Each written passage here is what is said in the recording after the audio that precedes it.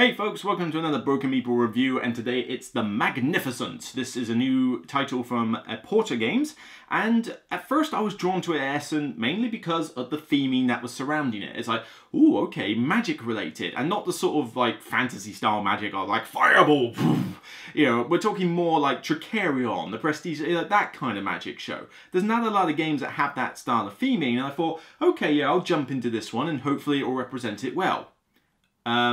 Sort of. You know, we'll get onto that later. But The Magnificent is a dice drafting game. In 3 rounds, you are effectively drafting these dice from a pool on different coloured dice. You have some cards in front of you with special bonuses as well. And there's actions on the board, of which there are 3 main ones. Travel around, like, well, travel, which means circular tracks around the board, of which there's 3 of them. That allows you to get more gems, that allow you to power actions further. There's perform, which allows you to put on a show and get money and victory points, which is the aim of the game, obviously, get the most victory points. Of course! And building, which is essentially having this little map in front of you and doing a kind of sort of patchwork Barren Park. Barren Park's probably the closest idea I can think of, where you're building up this camp in front of you with a lot of polyomino Tetris pieces, and the more squares that you can fill in or the more bonuses you cover, you can get stuff from that later, and certain shows require you to have certain tiles in your camp. So all 3 actions work together and you can't ignore one of them, you have to do all 3 in some respects. The dice that you draft, though, go on these 4 cards in front of you. The power of the dice represents how powerful your action is. But the cool thing with this is that when you take a die for the first time, let's say a 6 orange, your power is 6. So when you look at the actions, you could move the cart 6 spaces. You could perform something with a rating of 6, which might not be enough, you might need more. You could build tiles, and based on this little chart down the side of your player board, you can see, right, 6 power will allow me to put a small tile out. Okay, fine, I choose a small purple. But when you take dice further on in the round, if you take either a clear dice, or which is kind of like a wild, or the same colour dice as one you've taken before, the pips are added together to represent your power for this next action. So if I take a 6 orange, my first action is 6 power. If I take another 6 orange, my power for that second action is now 12. And then if I took a 3 orange after that, it would be 6 plus 6 plus 3, 15. So if you harvest the same sort of coloured dice, you can get, you know, some pretty powerful effects.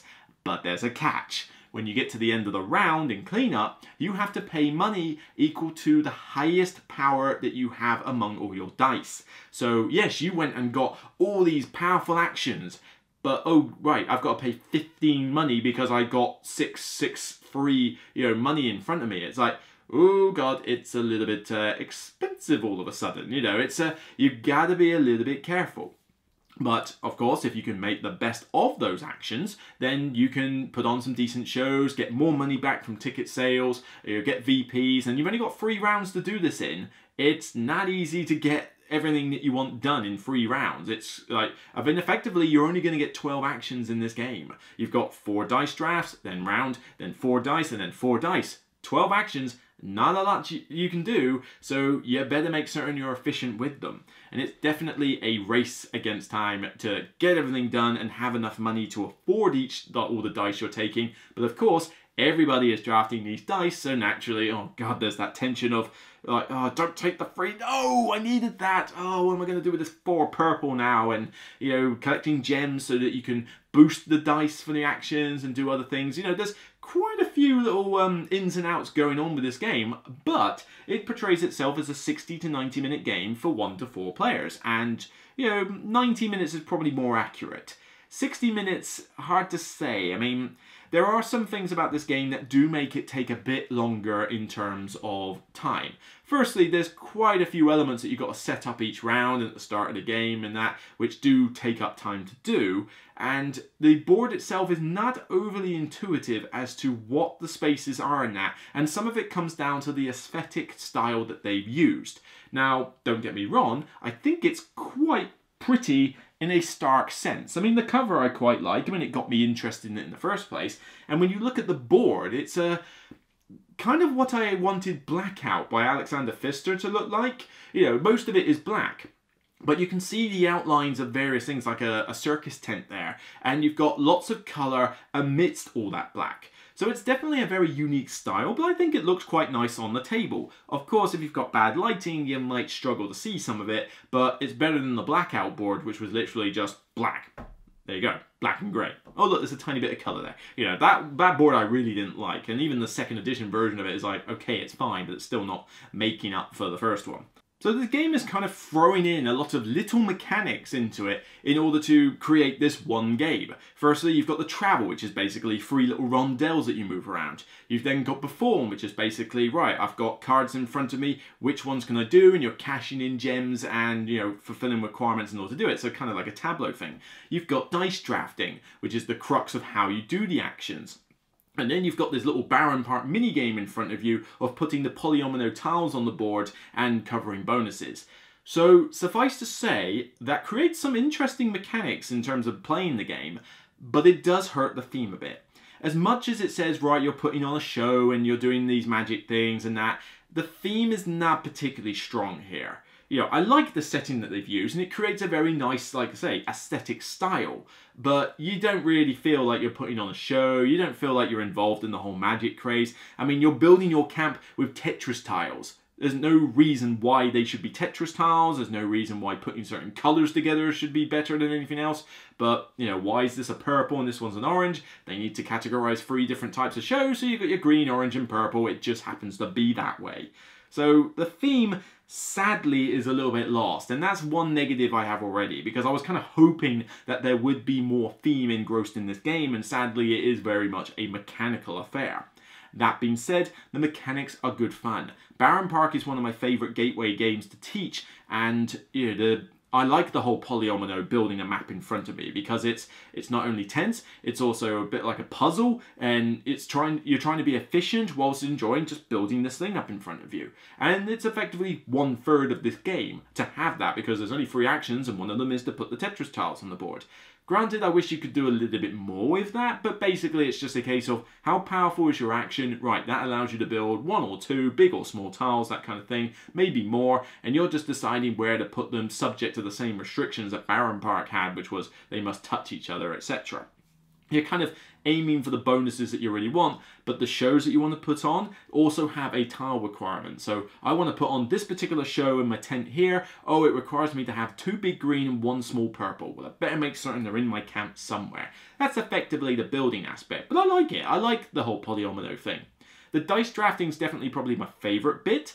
Deciding, ooh, I want that colour, but do I want that value as well? And then which one of these 4 cards am I going to put it on? You know, do I put it on this one that gives me a +2 to my orange die? Maybe I should grab an orange die for that. But then the orange die is pretty pitiful. Do I really care that much? And you get these starter cards to begin with a little bit of asymmetrical setup if you want. But the cool thing is that each round you're effectively going to like score one of those cards, because they've each got a scoring condition as well, and then take another one. So everybody will have slightly different cards in front of them as the game progresses. Granted, I wish the game progressed a little bit longer and maybe the rounds took less time, because 3 rounds really isn't a lot. I mean, you really are struggling to get everything done in 3 rounds, you know, and that's a slight flaw, because there's basically 2 things you're gaining here. You know, the cards you get, great, and they've all got scoring conditions on them, and I will say that some of them are blatantly easier to score than others. There are some that are like, you know, filling up entire columns on your mat. It's like, that's quite difficult compared to just simply getting a bunch of tens, which you can literally do just by moving your thing around the card. Some of them just don't seem quite on par with each other, but that's a minor quibble. But the problem I have is that you're basically getting money and scoring. You need money in order to buy certain things, but also to fund your dice at the end of a round. You know, that's fairly important. And VPs, you obviously need VPs. But if you focus on money too much, you're going to lose, period.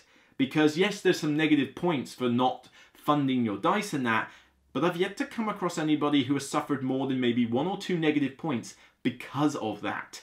It seems very easy to get the money you need as long as you're able to perform enough shows. And I've had games where I've tried to focus a lot on money. It was like, right, well, every show I've got will give me money and one of my cards will give me money. Great, well, at least I can fund whatever dice I want. Yes, I could, but I could just never get enough VP. It just doesn't give you anywhere near enough VP. So there's a bit of an incentive to focus on the tents because you need a tent basically to put the poster card, which is effectively what you're scoring, you know, what you're trying to perform.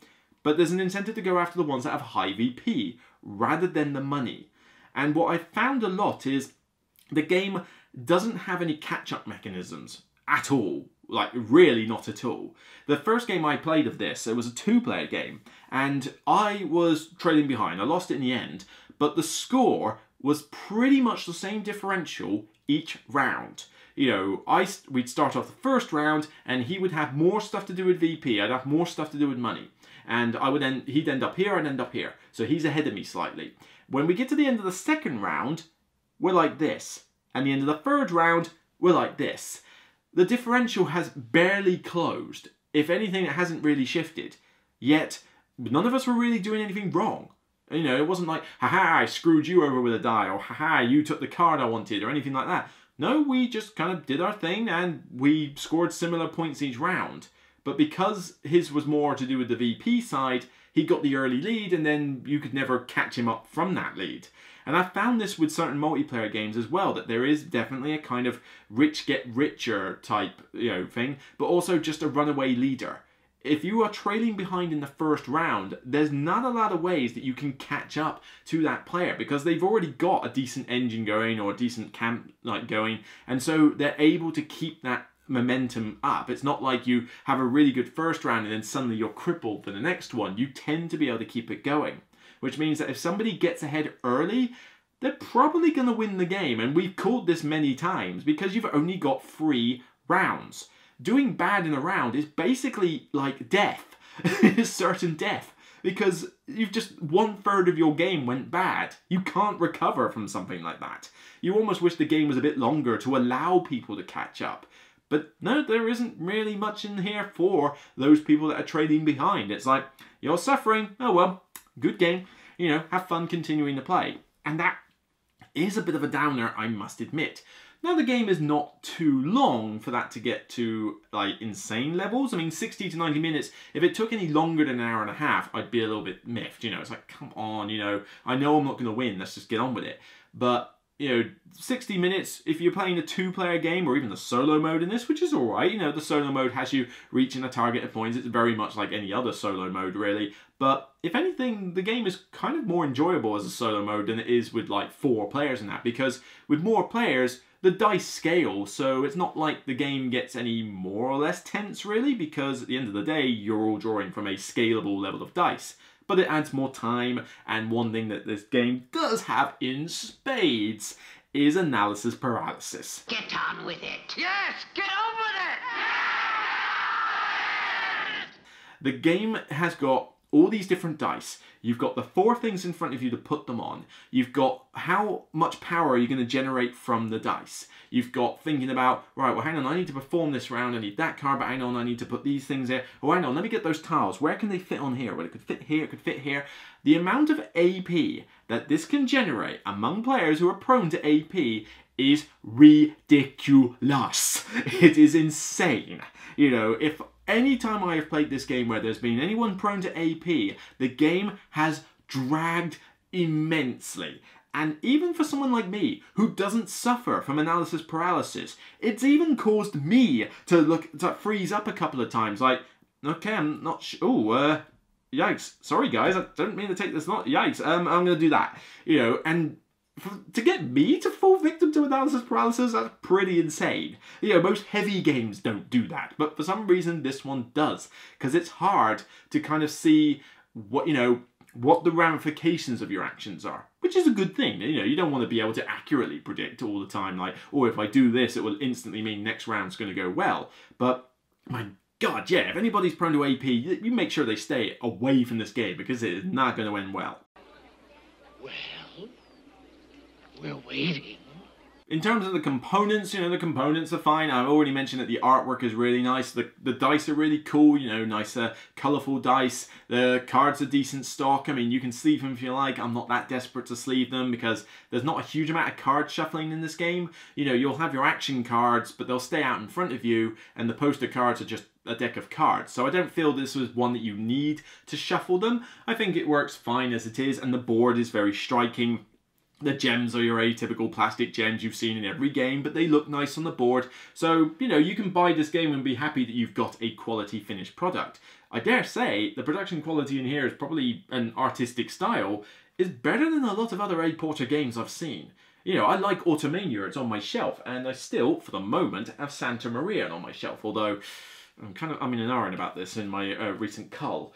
But, you know, you look at a lot of their games and they don't tend to have a huge amount of artistic presence among them. You know, they function great and they're decent games, but, you know, you look at them and you don't sort of go, oh yeah, this is really pretty compared to a lot of bigger games out there. This one, I think, actually does feel prettier than a lot of their other stuff. It's certainly, I think, the best looking game that A-Porter has ever produced. You know, correct me if you can think of one that's more prettier, and I'd certainly like to hear about it in the comments, but when I think about it, this is the one that I would say, yeah, this rises to the top of how pretty it looks. And mechanically, it's fun. But the concept of the fact that it draws so much AP out of players, which means I need to be careful about who I play this with, and that runaway leader thing does hurt it a bit. Not to drastic levels, because as I say, the game is not that long, therefore those sort of things aren't as prevalent as, say, if this was a 3-hour game. If this was a 3-hour thing and we had the problem with runaway leader and that, then yeah, the game would just fall flat on its face and I just would not care. But it's still a good fun game. I like dice. I love dice drafting. I like the tension that's like, oh, I've got to be really efficient with these 12 actions, and you know, it doesn't feel like you're doing a lot, but you know, with a 2-3 player game or even solo, you know, you can get through the game, well, less with 3, with 1 and 2 players, you can get through this game relatively quickly, and it's just cool to sort of decide, oh, I really want that die. Do I take that die? Do I let you have that die? Because I know you're collecting oranges. I should probably take the orange. What can I do with the orange? If I can get a boost on there, well, do I need a high dice then? It's like, you know, it's pretty sweet in that. The rules are a little bit fiddly to get through at first. You know, I was reading through the book and there was a little bit of ambiguity at times. I have come across better rule books, and certainly the board does not help in any way to make life intuitive for players. But once somebody's comfortable with the rules, when you've had 1 or 2 games under your belt, it starts to flow a little bit smoother. But suffice to say, this is not a game I would recommend to say, oh, pick up and play and you'll get going. I don't think this is quite a medium weight game though. There's a fair few moving parts, but once you get the hang of it, it's not too bad. I mean, it's kind of hard to classify this really. In no ways this is an entry-level game. No. But is it a medium weight game? I don't know. I mean, medium light, it's on that borderline. You know, there's quite a few moving parts, but the moving parts themselves aren't as complicated. It's more the fact that it's very difficult to see what your actions are going to result in. Again, that's a good thing, but you got to bear that in mind, I suppose, if you're looking for something that's going to be accessible to friends of yours who are new gamers. I think this will kind of trip them up a little bit. So, The Magnificent overall is a decent dice drafting game. I don't think it's perfect, and I was kind of expecting a bit more from it, you know, not just in terms of theme, but maybe in terms of, you know, like the scope of it, I guess. But, you know, it's nice to have some mechanics that are familiar and that I like. I like the Baron Park type, you know, polyomino thing, and I like the dice drafting. So I get a kick out of the solo mode in this, and I'd certainly be up for playing this, say, 2 or 3 players. Don't think I would ever want to play it 4-player again though, because I think the amount of AP it generates would just make it drag far too long, and adding extra players doesn't really add that much to the game other than time. You know, there's only so much extra tension you get from having more players. It's easier just to play this solo or with 2. So overall, I still like this game and can recommend it. You know, I was kind of hoping for a bit more, which is why it's not kind of higher up the scale, but in terms of what A-Porter have put out, I still much prefer Automania. I think that's probably one of their best games that they've done. This is kind of on par with the whole Santa Maria thing. Maybe slightly pipping Santa Maria in terms of enjoyment, but it's kind of on that level. Overall, I'd give it a 7. I think it's a decent game that's worth looking at. I just would have loved to have given this, say, like an 8 or even a 9, 10 kind of rating if it managed to hit what I needed in the theme, didn't quite have that runaway leader issue, and maybe just wasn't so susceptible to AP that it means that I've got to be really careful about who I play this with. You know, it's kind of resolved this down to a solo or a 2-player game mainly. But it's still pretty cool, it looks the part, and I recommend that if you're into dice drafting, then give it a look-see. I wouldn't recommend grabbing this if you're just into the whole Baron Park polyomino thing, because it's kind of only 1/3 of the game, and it's not big enough a part to make it, oh yeah, I love this game because of that. Really, the crux is the dice drafting, and if you're like me and like dice drafting, then you'll probably get a kick out of this one as well, particularly if you're into something that requires you to be super efficient. Although, be careful about how much money you try to harvest, because you quickly reach that plateau where you don't need as much money as you think, and if you go too high, you've pretty much crippled your game. So, like I say, there's a few issues I have with it, but overall, I still think it's a comfortable 7. So that's it from me. I'll see you on the next Broken Meeple review, and regardless of whether you're putting on the show or your rabbits run away from your hat, it's still only a game. Take care, and I'll see you on the next review.